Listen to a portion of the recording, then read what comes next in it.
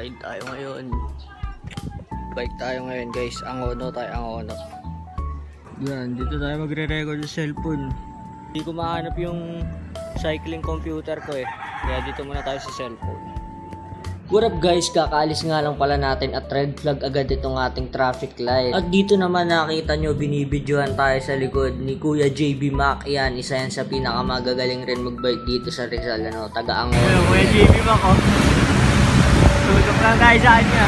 Malakas to, malakas. Kasabay pa natin si Kuya JB Mac. Idol yun, idol, malakas yun. Matagal lang siklista yun eh.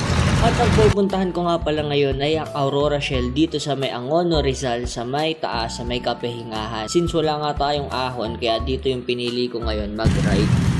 Oh wait, dito na tayo sa Aurora Shell guys. Aurora Shell, bakit ng Kapehingahan? Napakapangit na pala ng daan dito. Aray ko. Unang ahon. Conquer, banayad lang yan. Mga ano pa to, 3 pa. Bali total of 4. Grabe oh. Aahon pa lang, tinatamad na. Aray ko. Guys, ewan ko lang ha kung maayos sa camera. Wala kasi yung camera natin pangit eh. Parang ayaw ko na. Suko. Joke lang. Tapos ang ahon. Wala nang ahon dito masyado.